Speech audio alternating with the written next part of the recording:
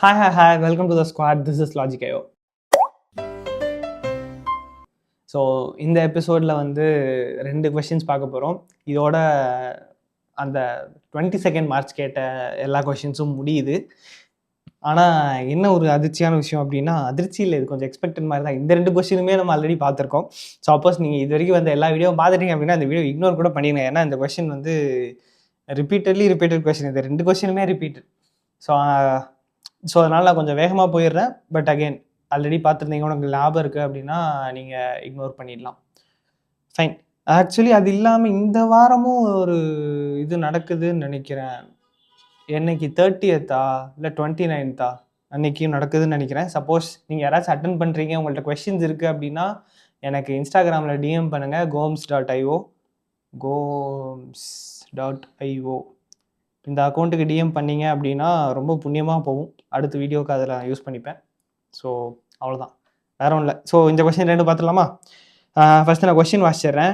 If X represents the sum of all positive 3-digit numbers that can be constructed using each of the distinct non-zero digits a, b and c exactly once, what is the largest integer by which x must be divisible? சரியா? என்ன கொடுத்துருக்காங்க அப்படின்னா, எக்ஸுங்கிறது sum of all positive 3-digit numbers that can be constructed using 3 distinct digits ABC. இப்போ ABC அப்படின்னு சொல்லிட்டு 3 digits இருக்குது. And இது 3மே வந்து டிஸ்டிங்க்ட் அப்படின்னு சொல்லிட்டாங்க. டிஸ்டிங்க்ட் அப்படின்னா ஏபிசி இது 3மே ஒன்றுத்துக்கு ஒன்று சேம் கிடையாது. 3மே வேற வேற numbers. Okay, to be precise digits. ஏன்னா டிஜிட்ஸ்னால் 0லேருந்து 9க்குள்ளே ஏதாச்சும் ஒன்றா இருக்கும். ஓகே, அண்ட் இது வந்து எக்ஸாக்ட்லி ஒரு தடவை தான் அந்த நம்பரில் வருது அப்படின்னு சொல்கிறாங்க. ஸோ இப்போ அந்த நம்பர் வந்து ஏஏசி அல்லது ஏபிபி இப்படி இருக்க வாய்ப்பே இல்லை. அந்த ஏபிசி இந்த 3 டிஜிட்ஸுமே கண்டிப்பாக ஒரு தடவையாச்சும் இருந்தாகணும். ஏன்னா அது ஒரு 3-digit நம்பர் அண்ட் அதில் டிஸ்டிங் டிஜிட்ஸ் மட்டும் தான் இருக்குன்னு சொல்கிறாங்க. ஸோ லார்ஜஸ்ட் இன்டீஜர் எக்ஸால் டிவிசிபிளாக இருக்கிற லார்ஜஸ்ட் இன்டீஜர் என்ன அப்படின்னு சொல்லி கேட்டிருக்காங்க. ஸோ இந்த மாதிரி கேட்குறப்ப இதுக்கு வந்து நீங்கள் டைரெக்டாக உங்களுக்கு ஆன்சர் வந்து வராது. எப்படி அப்ரோச் பண்ணுங்கிறது ஒரு டைரக்ஷனில் போகணும், அது அப்படியே வந்தால் உண்டு, அந்த மாதிரி தான். ஸோ ஆக்சுவலி இந்த ஆன்சர் கேட்டாங்க அப்படின்னு இந்த கொஸ்டின் எக்ஸாக்டாக வந்துச்சு அப்படின்னா ஆன்சர் 222. நீங்கள் ஞாபகம் வச்சு அப்படியே கூட எழுதிக்கலாம். ஏன்னா இதில் வந்து ஒரு வேல்யூவும் கிடையாது. ஒரு அப்ட்ராக்டாக ஒரு தியரமோட ஆன்சர் எப்படி இருக்கும் அந்த மாதிரியான ஒரு தான். ஸோ இந்த மாதிரி கேட்டாங்கன்னா 222 நீங்கள் ஆன்சர் ஞாபகம் வச்சு கூட எழுதிக்கலாம். பட் அது எப்படி வந்துச்சு அப்படிங்கிறத மட்டும் நான் இப்போ சொல்கிறேன். ஸோ இப்போ ஒரு 3-digit நம்பர்னு வச்சுக்கோங்களேன். 3-digit நம்பர்னா அது எப்படி அர்த்தம்? இப்போ வந்து 234 அப்படிங்கிற ஒரு நம்பர் இருக்குன்னா இது ஆக்சுவலாக இதை நம்ம எப்படி டீகன்ஸ்ட்ரக்ட் பண்ணி எழுதலாம்னா 2 into 100, அதாவது இது வந்து 1's place, இது 10's place, இது 100th place, அப்படி தானே? So 2 into 100 plus 3 into 10 plus 4. ஓகேவா? இது 3த்தையும் ஆட் பண்ணிங்கன்னா 200 ப்ளஸ் 30 ப்ளஸ் 4 அப்படின்னு வரும். அப்போ 234ன்னு வரும். ஸோ இப்படி தான் ஒரு 3-digit நம்பர் ஃபார்ம் ஆகுது. சரியா? இப்போ நம்மளுக்கு இங்கே என்ன சொல்லியிருக்காங்க அப்படின்னா ஏபிசி இந்த 3ம் தான் வந்து டிஜிட்ஸாக இருக்க முடியும். ஓகே, ஸோ இப்போ இந்த 3 டிஜிட்ஸை வச்சு என்னெல்லாம் நம்பர் ஃபார்ம் ஆக பாசிபிள்?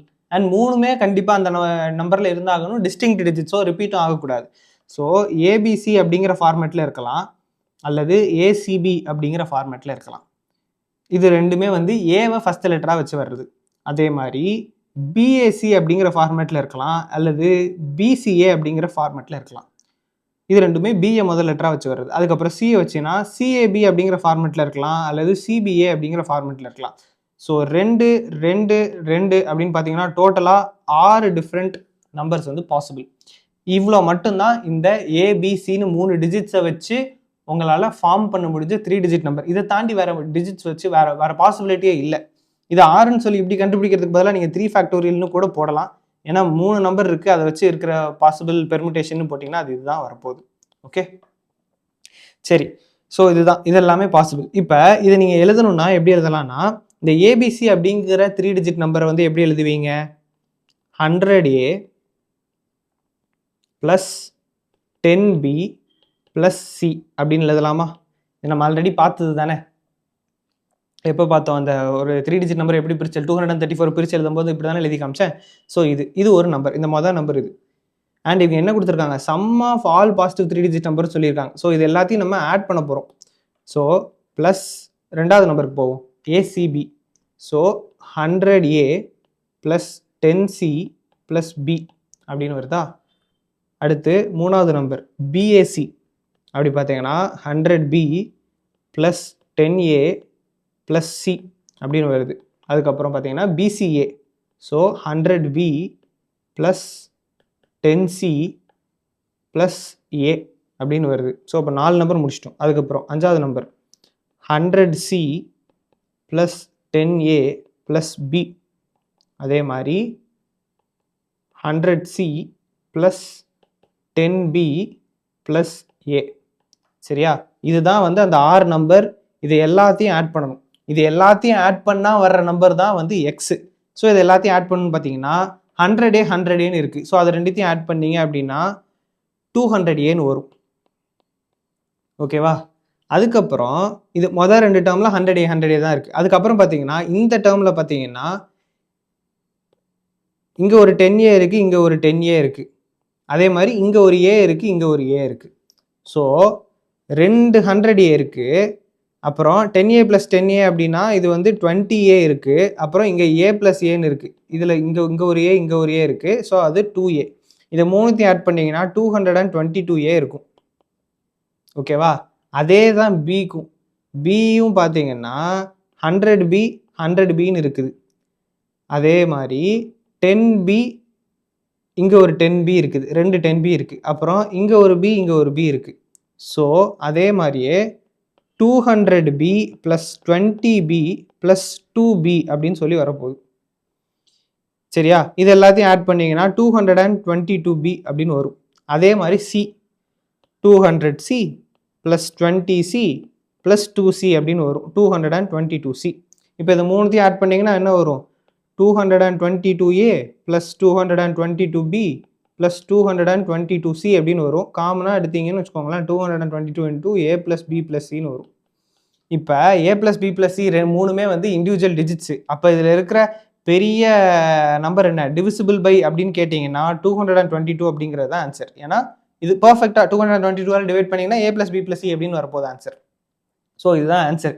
இந்த கொஸ்டின் கேட்டாங்கன்னா நீங்கள் இதெல்லாம் பண்ணி பார்க்குறது வேஸ்ட்டு. டேரெக்டாக 222ன்னு எழுதிடலாம். ஏன்னா இதில் வந்து வேரியேஷனே கொடுக்க முடியாது. இதில் வந்து வேறு எதுவும் நம்பர்ஸ் போட்டு இங்கே கேட்கலைங்க, நம்பர்ஸே கிடையாது. ஒரு அப்ட்ராக்டாக ஒரு தியரி மாதிரியான ஒரு கொஸ்டின், ஒரு தியரம் ப்ரூவ் பண்ணுறதுக்கு மாதிரியான கொஸ்டின். ஸோ 222 டேரெக்டாக நீங்கள் ஆன்சர் எழுதிடலாம்.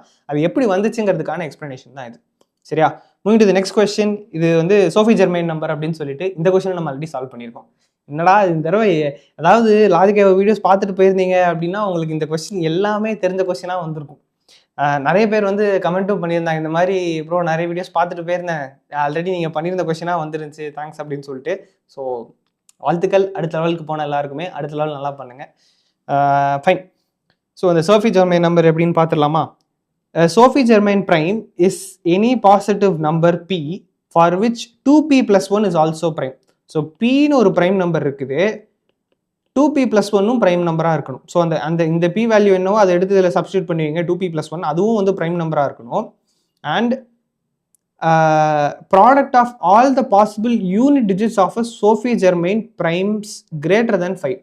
ஸோ 5ஐ விட பெருசாக இருக்கிற நம்பர் இந்த ரெண்டு கண்டிஷனையும் சாட்டிஸ்ஃபை பண்ணுற நம்பர். பி ப்ரைமாக இருக்கணும், 2p + 1 ப்ரைமாக இருக்கணும். இந்த ரெண்டு கண்டிஷனையும் சாட்டிஸ்ஃபை பண்ணாதான் அது சோஃபி ஜெர்மைன். ஸோ 5 விட பெருசாக இருக்கிற இந்த மாதிரியான நம்பர்ஸ் எல்லாமே இருக்கும்ல, அதில் யூனிட் டிஜிட்ஸ் மட்டும் எடுங்க. அது எத்தனையோ நம்பர்ஸ் வரும், அதில் யூனிட் டிஜிட்ஸை மட்டும் எடுத்து அந்த யூனிட் டிஜிட்ஸ் எத்தனை பாசிபிளாக இருக்கும். யூனிட் டிஜிட் அப்படின்னா அது ஒரு டிஜிட், அந்த ஒரு டிஜிட் என்ன 0லேருந்து 9க்குள்ளே ஏதோ ஒரு வேல்யூவாக தான் இருந்தாகணும். ஓகேவா. அதில் 5க்கு மேலே இருக்கிற நம்பர்ஸ். ஓகே, சோஃபி ஜெர்மைன் ப்ரைமில் 5க்கு மேலே இருக்கணும், யூனிட் டிஜிட்டில் 5க்கு மேலே இல்லை. சோஃபி ஜெர்மைன் நம்பர்ஸில் ப்ரைம் 5க்கு மேலே இருக்கிற சோஃபி ஜெர்மைன் நம்பர்ஸோட ப்ரைம் மட்டும் எடுத்து அதுக்கான ஆன்சர் வந்து கேட்குறாங்க. ஓகே, ஸோ இதை நம்ம எப்படி அப்ரோச் பண்ணணும் அப்படின்னா, யூனிட் டிஜிட்ஸ்ன்னு வச்சுக்கோங்களேன். சரியா, யூனிட் டிஜிட்ஸ் அப்படின்னா 0லேருந்து 9க்குள்ளே ஏதாச்சும் ஒரு நம்பராக இருக்கணும். ஸோ 0 1 2 3 4 5 6 7 8 9. ஓகே, இவ்வளோதான் வந்து யூனிட் டிஜிட்டில் வர முடியும், வேறு எதுவும் வர வாய்ப்பு இல்லை. அப்படி தானே. கடைசி டிஜிட் நீங்கள் எந்த நம்பர் எடுத்தாலும் அதோட லாஸ்ட் டிஜிட் இதில் இந்த 10 சிம்பிள்ஸில் ஏதோ ஒரு சிம்பிள்ஸ் தான், 10 நம்பரில் ஏதோ ஒரு நம்பராக தான் இருக்க போகுது. சரியா? இப்போ முதல்ல இந்த p 2p + 1 காம்பினேஷனை சாட்டிஸ்ஃபை பண்ணணும், அப்படிதானே? ஸோ அதை பார்க்குறீங்கன்னா 0ல் எந்த நம்பர் முடிஞ்சாலும் அது பிரைம் நம்பராக இருக்கிறதுக்கான வாய்ப்பே கிடையாது, அப்படிதானே? 0ல் முடிகிற ஒரு பிரைம் நம்பர் எடுத்து பாருங்க, வாய்ப்பே இல்லை. 1 வந்து நெய்தர் பிரைம் நார் காம்போசிட். ஸோ 1ல் பிரைம் நம்பர் முடியறதுக்கான சான்ஸ் இருக்குது. ஓகே, ஒரு எக்ஸாம்பிள் எடுத்தீங்கன்னா 11 ஒரு பிரைம் நம்பர். 11 தாண்டி வேறு எதுவும் பிரைம் நம்பர் எனக்கு தோண மாட்டேங்குது. பட் 1ல் முடிகிற பிரைம் நம்பர் பாசிபிள், ஏன்னா 11 ஒரு எக்ஸாம்பிள். சரியா? ஸோ 1ல் பிரைம் நம்பர் முடியலாம். ஓகே, அடுத்து பார்த்தீங்கன்னா 2 இருக்குது. 2ல் 2ஆல் மல்டிப்ளை ஆகிற எல்லாமே, அதாவது எதாவது ஈவன் நம்பராக இருந்தாலே அது வந்து மோஸ்ட்லி காம்போசிட்டாக தான் இருக்கும். எல்லா ஈவன் நம்பரும் காம்போசிட் தான் எக்ஸப்ட் ஃபார் 2. ஏன்னா 2 மட்டுமே நீங்கள் படிச்சிருப்பீங்க, ஒன்லி ஈவன் பிரைம் அப்படின்னு சொல்லிட்டு. 2 மட்டும்தான் ஈவன் பிரைம், மற்ற எல்லா ஈவன் நம்பருமே வந்து காம்போசிட் நம்பர் தான், எதுவுமே பிரைம் கிடையாது. ஏன்னா ஈவன் நம்பராக இருந்தாலே அது 2ஓட மல்டிப்ளாக இருக்கும். ஸோ அதனால் 2 வாய்ப்பே இல்லை, அதை எடுத்துடலாம். அதுக்கப்புறம் பார்த்தீங்கன்னா 3 இருக்குது. 3 பாசிபிள். 3ல் பிரைம் நம்பர் நிறைய, இப்போ 23 ஒரு பிரைம் நம்பர், 13 ஒரு பிரைம் நம்பர். ஸோ 3ல் முடியலாம். அண்ட் ஈவன் நம்பர்ஸ் எல்லாமே நீங்கள் டேரெக்டாக எலிமினேட் பண்ணிடலாம். ஏன்னா 4ல் முடிஞ்சுன்னா அது கண்டிப்பாக 2ஓட மல்டிப்ளாக இருக்கும், இக்னோர் பண்ணிடலாம். 6ல் முடிஞ்சுன்னா அது கண்டிப்பாக 2ஓட மல்டிப்ளாக இருக்கும், இக்னோர் பண்ணிடலாம். 8ல் முடிஞ்சுன்னா அது கண்டிப்பாக 2ஓட மல்டிப்ளாக இருக்கும். ஸோ மிச்சது எல்லாமே வந்து கண்டிப்பாக பிரைமாக இருக்கிறதுக்கான வாய்ப்பே இல்லை. அது வந்து ஃபைனல் டிஜிட்டாக இருந்துச்சுன்னா அது பிரைமாக இருக்க வாய்ப்பே இல்லை. ஓகே, ஸோ இப்போ இந்த 1 3 5 7 9ங்கிற நம்பர்ஸ் கிடைச்சிருக்கு. இப்போ இதில் எதெல்லாம் சோஃபி ஜெர்மைன் நம்பராக இருக்க வாய்ப்பு இருக்குன்னு சொல்லி யோசிப்போம். சோஃபி ஜெர்மைன் நம்பர்னா p 2p + 1 ரெண்டுமே வந்து பிரைமாக இருக்கணும்னு சொல்லியிருக்காங்க. அண்ட் 5க்கு மேலே இருக்கிற நம்பர்னு சொல்லியிருக்காங்க. ஸோ 5க்கு மேலே 1 யூனிட் டிஜிட்டாக வர்ற மாதிரியான ஒரு நம்பர் யோசிங்க. ஓகே, ஸோ 1 இருக்குது, அதுக்கப்புறம் 11 அப்படிங்கிற ஒரு நம்பர் இருக்குது. ஸோ 11 எடுத்து பார்த்தீங்கன்னா 11 × 2 என்னது 22, 22 + 1 என்னது 23. 23 ஒரு பிரைம் நம்பரா? ஆமாம். ஸோ 1ல் சோஃபி ஜெர்மைன் நம்பர் முடியறதுக்கான வாய்ப்புகள் இருக்குது. ஓகே, ஏன்னா இது ஒரு எக்ஸாம்பிள். இந்த 11ங்கிறது ஒரு example. So that 11 is a Sophie Germain number. 11 வந்து ஒரு சோஃபி ஜெர்மைன் பிரைம் நம்பர். ஏன்னா 11 2p + 1 ஃபார்மேட்டில் பார்த்தீங்கன்னா 23யும் பிரைம், 11ம் பிரைம். அதனால் இது வந்து ஒரு சோஃபி ஜெர்மைன் நம்பராக இருக்குது. ஸோ இது வந்து யூஆர் செலக்டட். அதுக்கடுத்து 3ல் 5க்கு மேலே இருக்கிற ஒரு நம்பர் பார்த்தீங்கன்னா 13 இருக்குது. சரியா? 13 பார்த்தீங்கன்னா 13 × 2 + 1, 13 × 2னா 26, 26 + 1னா 27. 27 பிரைம் நம்பர் கிடையாது.